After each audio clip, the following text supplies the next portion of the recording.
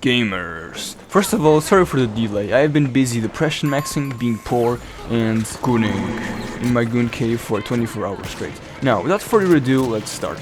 After having made the Tnut Gay to smash the bros and spreading my white stuff all over the place loadouts, to me, the glue gun and the hammer are the top 5 most fun tools in this game. If you use them, Your life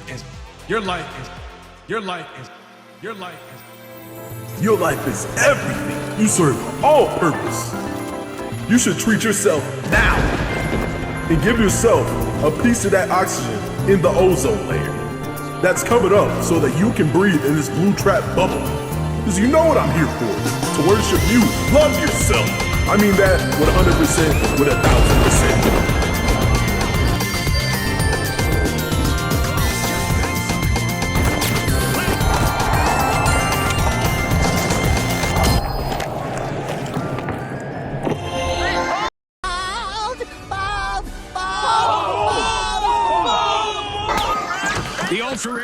And with that being said, I discovered another tool to join this top 5 of my favorite tools and gadgets in the game. And so, I decided to conjure up another foul, uncut loadout video. I like to call it the DMAT and crack, the opening up your holes for the bros, or the iPad Brainrot loadout. And so, you are gonna need number 1, the DMATs. Now, what does an iPad Brainrot kid and an old lady have in common? Well, they both scream for their lives when you take away their possessions. Give me the iPad. The DMAT is one of a kind. Just when you think that this game has run out of ideas, it DMATs the walls, punches you, and then you realize how deep this game goes. The DMAT is simple but hard to master. It has 2 charges. It consumes 1 charge when you create a hole in any surface or hard-based object, and consumes another charge to close it, which means that you can close it once or open up 2 holes in the walls, making it like every goddamn tool in this game. Like insanely deep, yet very intuitive. On its own, you can do stuff like open up a cash out station from any floor and steal it fairly easy, since most people don't really run breaching tools, and if they do, just reposition and bait. It can also be used for defense by going on a higher floor and then opening up the roof to get a clear line of sight to your objective and essentially get a vantage point over your enemy. After all, it's just like they say, right? It's over, Anakin! I have the high ground! But the reason why I really love the DMAT is because of its offensive capabilities, like outsmarting a gang squad from clapping your booty cheeks, to finish off or catch by surprise any would-be opponents who otherwise would be safe or have the advantage.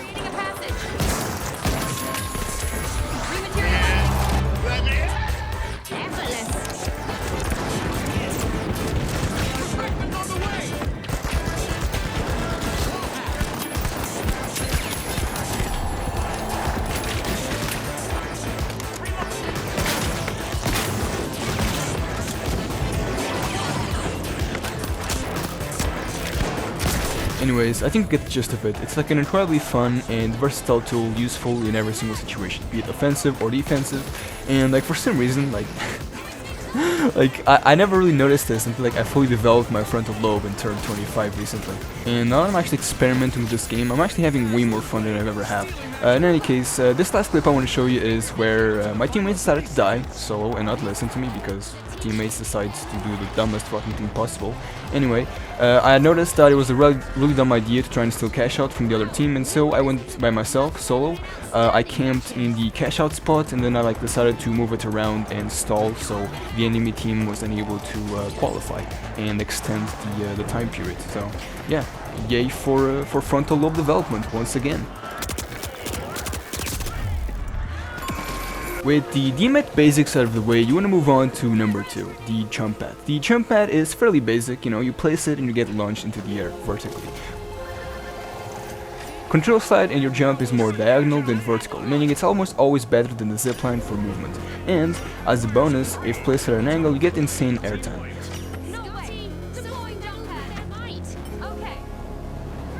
However, the reason why you want to bring it is because by using the DMAT under the cash out, you can make it jump.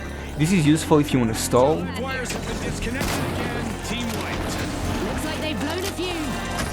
the cash out higher up,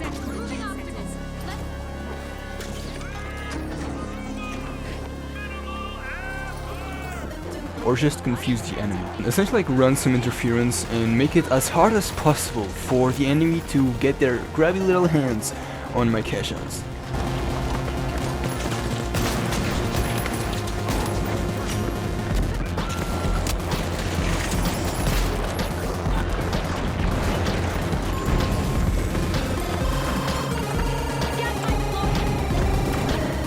You are a worthless, bitch-ass Contestant.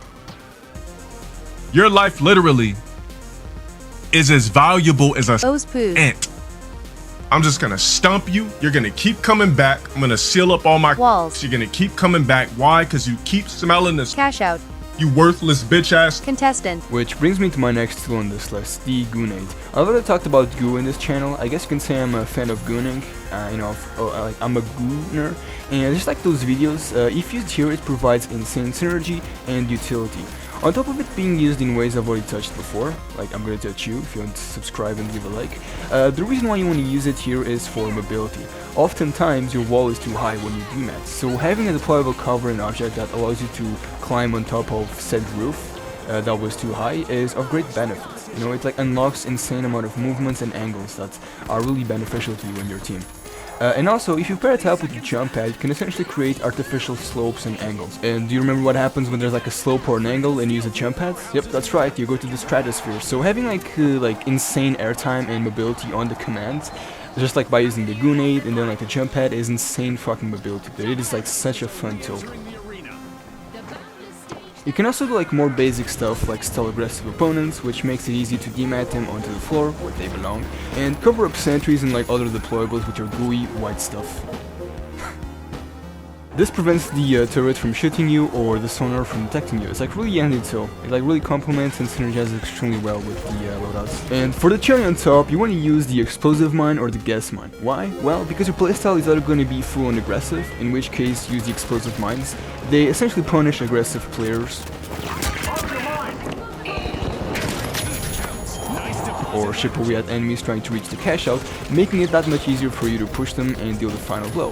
However, the gas mines is to be used if you're feeling submissive and breathable, passive and prefer a defensive playstyle. They're mainly going to be used near the cash out, like entryways, doors, and any place that can be used defensively, so you know their position and then you push them accordingly. Anyway guys, I'm going to try to apply for art school and I'm Austrian. Wish me luck! And yeah, I guess it's like the end of the video, so, you know, subscribe, give a like, and a kiss on the cheek. Goodbye.